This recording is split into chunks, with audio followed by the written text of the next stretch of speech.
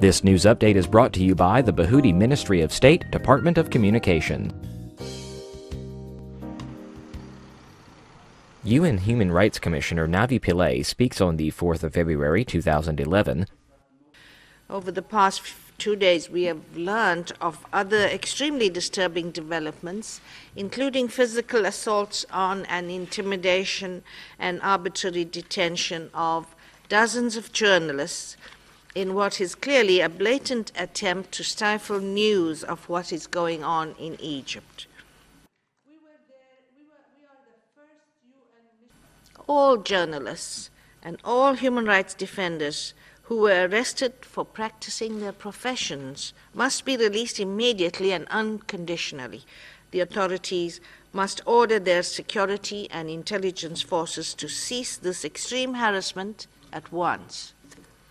I also urge the authorities to maintain open communications and internet services, protect media premises, and halt all activities aimed at restricting or manipulating the free flow of information, such as the extraordinary hijacking of Vodafone's system in order to send propaganda text messages.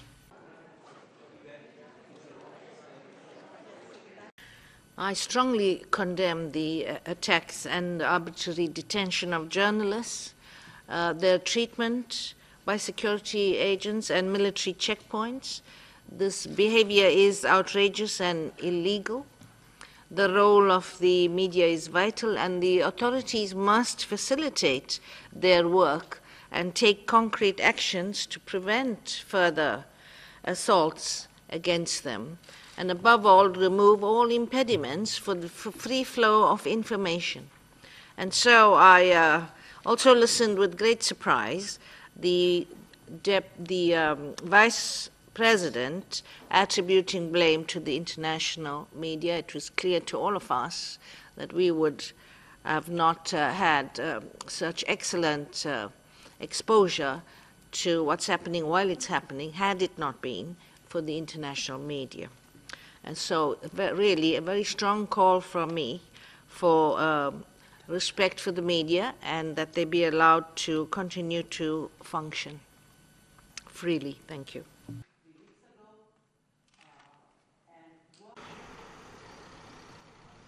The High Commissioner also called for a transparent and impartial investigation into attacks by Egyptian security and intelligence forces on protesters.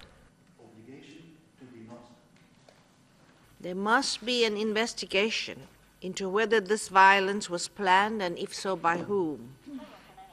This investigation must be undertaken in a transparent and impartial manner.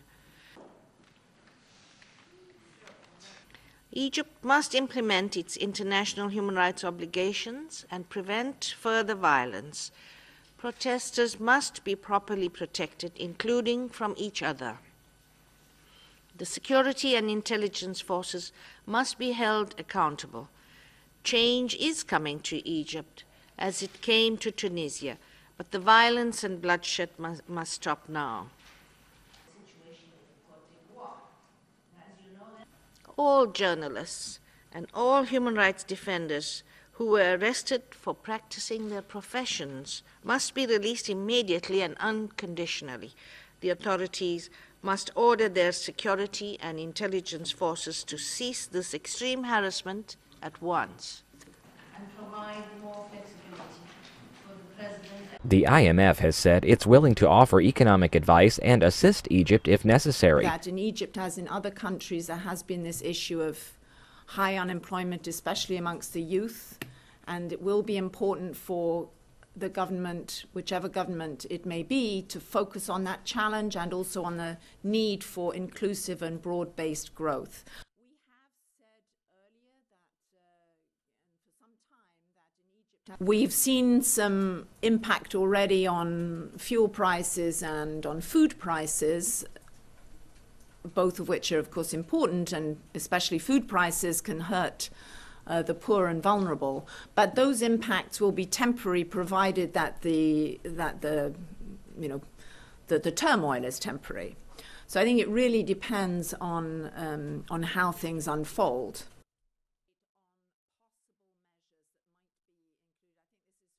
I think on food prices, it's obviously a big problem particularly because a larger proportion of the incomes of the poor are spent on food. So they're particularly hard hit by any increase in food prices, and that's true for the low-income people and the vulnerable in particular economies, and then for the low-income countries in particular.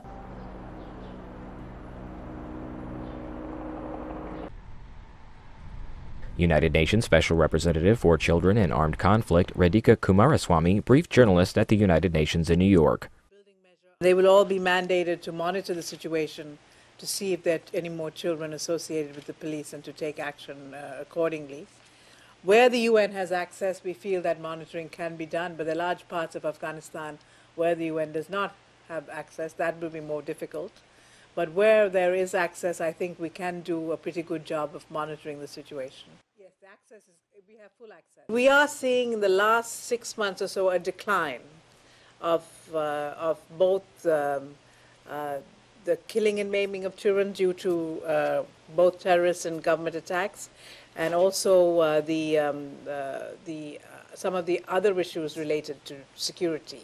So there seems to be some better situation. We also raised issues with this practice really of sexual abuse of boys is what is of concern.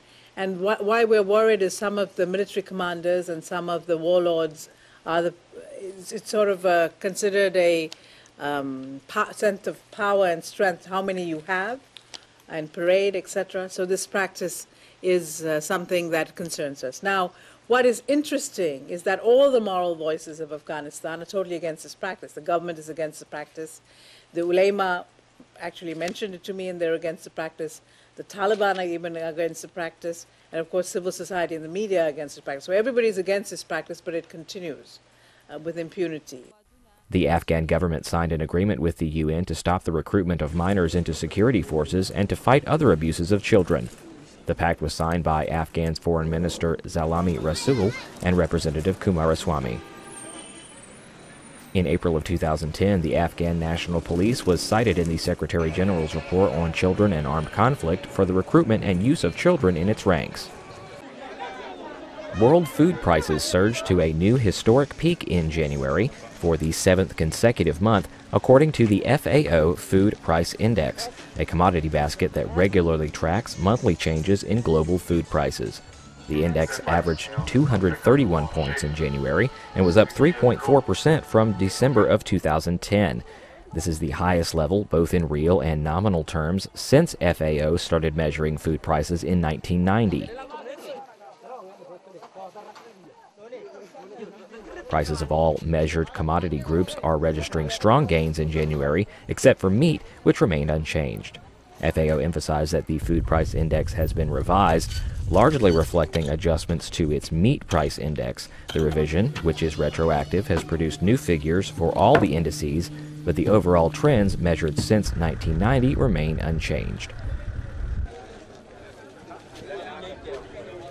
The FAO Cereal Price Index averaged 245 points in January, up 3% from December and the highest since July 2008, but still 11% below its peak in April 2008. President of the Security Council this month, Brazilian Ambassador Maria Luisa Ribeira Viotti. In my national capacity, I could tell you that we are following the situation very closely. It is a very important development. We have issued a press communique on this issue, basically saying that we very much hope that Egypt, as a sister nation, will be able to evolve its political system in a way that will take into account the aspirations of its population in an environment of peace and stability.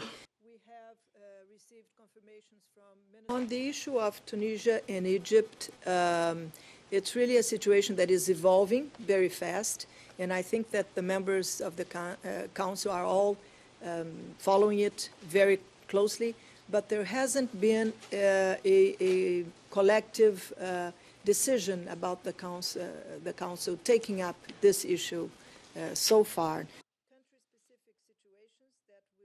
A lot of attention is now focused on the political process, and we very much hope that the OAS mission, which assisted the country with the verification process of the first round of the electoral process, will be useful in helping them move into the second round and conclude it in a manner that is credible and takes into account the will of the people, so that Haiti can have very soon a new government, a new parliament, and start focusing again on the very urgent issues of reconstruction, rebuilding, and so on. Dominique Strauss-Kahn, Managing Director of the International Monetary Fund, visited Singapore and met with the Prime Minister and Finance Minister there. But I see a very worrying development, which is that the pre-crisis pattern of global imbalances is re-emerging. Growth in economies with large external surpluses, China, Germany, is still being powered by exports. Growth in economies with large external deficits, the US, is still being powered by domestic demand. I don't expect that the turmoil in these two countries will have a global effect. It has originated some move on the markets, on the oil market, the futures on the oil market, kind of things, but I think that's very temporary. But what I expect, what I hope more than expect, is that it will make it more clear for most leaders that these questions are not small questions, and that you cannot deal only, that's the IMF head who is saying this, you cannot deal only with concern about the current account deficit and the rate of growth or the rate of inflation. You have to deal with many other questions. I'm not trying to change the image of the IMF. I'm trying to change the IMF. Image is important, but follows. The fund is a multilateral institution that has to be helpful to its membership. If not, there's no need for such an institution. To be helpful for the membership, we need to adapt, to learn from the past, to change when we need to change, and to make this change visible. Then comes the part of the image, but only down the road.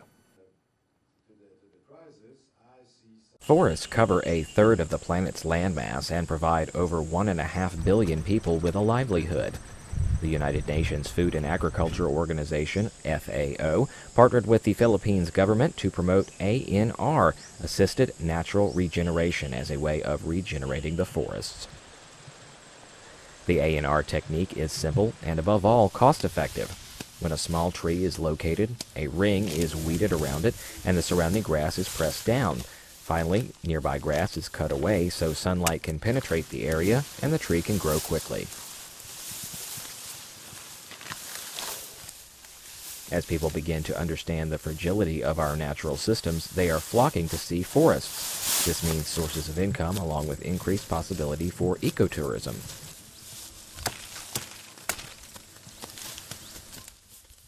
All these little fellows that are trying to grow get a chance to grow. And you can see the result. This is only 2 years old.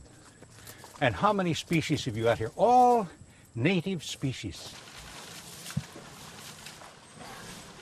Communities also benefit from the forest products they are able to collect. The tropical pandanus plant is used both as food and to make dozens of household products.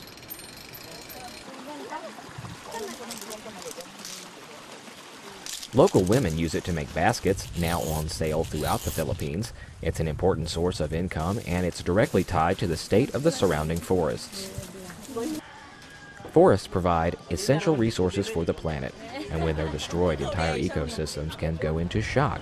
This is why 2011 has been declared by the UN the International Year of Forests.